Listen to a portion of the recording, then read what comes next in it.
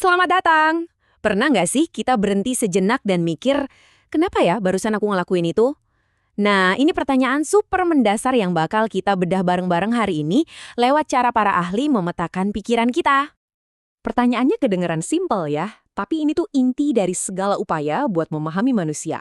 Ini teka-teki raksasa yang udah coba dipecahin para pemikir dari zaman dulu sampai sekarang. Buat navigasi serumit apa pemikiran kita, psikologi klinis itu nggak cuma pakai satu, tapi 4 peta utama. Anggap aja ini kayak 4 kacamata berbeda buat ngelihat landscape pikiran kita yang penuh liku-liku. Oke, ini dia rute kita hari ini. Kita bakal jelajahi satu persatu petanya. Mulai dari alam bawah sadar, perilaku yang kita pelajari, diri kita yang paling otentik, sampai kekuatan pikiran. Sebelum akhirnya kita coba rangkai semuanya jadi satu gambaran utuh. Oke, kita mulai ya. Jadi, psikologi klinis itu pada dasarnya adalah bidang yang fokus buat memahami, mencegah, dan ngatasin masalah-masalah psikologis. Nah, peta-peta yang bakal kita bahas ini adalah kerangka kerja andalan mereka. Peta pertama kita ini ngajak kita nyelam, jauh ke bawah permukaan. Perspektif ini percaya kalau apa yang sebenarnya ngegerakin kita, itu justru hal-hal yang tersembunyi, yang nggak kita sadari sehari-hari. Idenya, yang dipelopori oleh Sigmund Freud, adalah bahwa ada kekuatan-kekuatan tak terlihat di dalam pikiran kita, yang ngebentuk kita jadi seperti sekarang. Kekuatan yang bahkan nggak kita sadari keberadaannya. Metafora paling klasik buat ngebayangin ini ya gunung es. Apa yang kita lihat nongol di atas air itu cuma secuil dari keseluruhannya. Nah, ini dia pembagiannya. Bagian sadar itu yang lagi Anda pikirkan sekarang, cuma puncaknya doang. Di bawahnya ada prakesadaran, kayak memori-memori yang bisa kita panggil lagi kalau kita coba. Tapi bagian terbesarnya, bagian monsternya, itu adalah bawah sadar. Disinilah semua hasrat, ketakutan, dan konflik tersembunyi kita berada dan diam-diam ngendaliin kita. Dan di dalam alam bawah sadar itu, ada pertempuran tiada henti. Bayangin deh, kamu lagi lihat gawai keluaran terbaru. Kamu, si pencari kesenangan, langsung teriak, "Sikat, beli sekarang!" Terus, super ego kamu, si polisi moral nyeletuk, jangan, kamu kan harus nabung."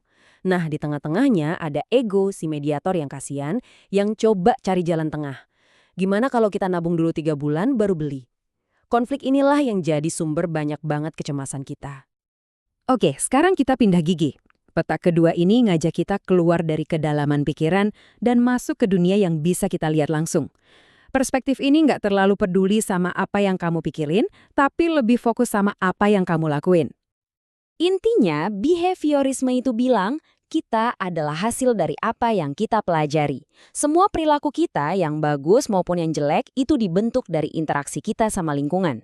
Kabar baiknya, sesuatu yang udah dipelajari berarti bisa juga buat nggak dipelajari lagi. Kuncinya ada di model ABC ini. Antecedent itu pemicunya. Misalnya, HP kamu getar, ada notif. Behavior itu perilakunya. Kamu otomatis ngambil dan ngecek HP. Consequence itu akibatnya. Kamu dapat sedikit rasa lega atau hiburan.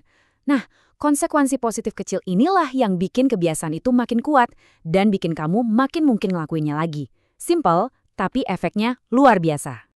Peta ketiga kita ini belok ke arah yang sama sekali lain.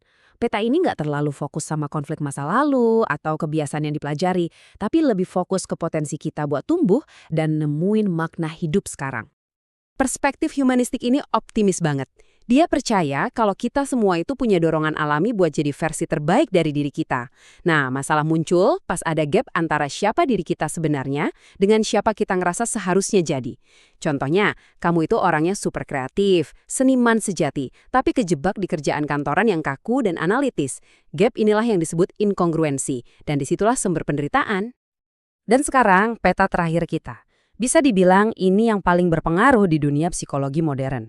Peta ini fokus ke hubungan yang super kuat antara apa yang kita pikirkan, apa yang kita rasakan, dan apa yang kita lakukan. Ini keren banget sih. Idenya simple, bukan kejadiannya yang bikin kita ngerasa sesuatu, tapi cara kita mengartikan kejadian itu. Bayangin ya, ada 2 orang dapat kritik yang sama persis di kantor. Orang pertama mikir, wah gue gagal total, terus dia jadi putus asa. Orang kedua mikir, oke, ini masukan bagus buat berkembang, dan dia malah jadi termotivasi. Situasinya sama, tapi interpretasi yang beda menghasilkan reaksi yang beda banget. Nah, tabel ini ngerangkum semuanya dengan apik. Psikoanalitik ngintip ke dalam, ke konflik tersembunyi. Behavioris lihat keluar, ke perilaku yang dipelajari. Humanistik lihat ke atas, ke potensi kita. Dan kognitif lihat ke cara kita mikir. 4 cara pandang yang beda banget buat ngejawab pertanyaan yang sama. Oke, setelah kita menjelajahi keempat peta ini, pertanyaan besarnya muncul. Terus gimana kita nyatuin ini semua? Nah, ini nih pertanyaan yang mungkin ada di kepala kalian sekarang. Kalau ada 4 penjelasan yang beda-beda, pasti ada satu yang paling benar kan? Well, jawabannya adalah nggak ada satupun yang paling benar. Malah, para praktisi modern itu seringnya kayak penjelajah yang ahli. Mereka ngambil alat dan teknik dari setiap peta buat ngeracik pendekatan yang paling pas buat tiap orang. Mereka pakai apa yang paling manjur, gabungin wawasan dari semua perspektif. Jadi, saya mau tinggalin kalian dengan satu pertanyaan ini. Waktu kalian merenungkan perilaku kalian sendiri, kebiasaan, ketakutan, dan harapan kalian, peta mana yang paling klik, yang paling nyambung sama kalian? Karena memahami peta-peta ini bukan cuma soal psikologi, tapi soal memahami diri kita sendiri.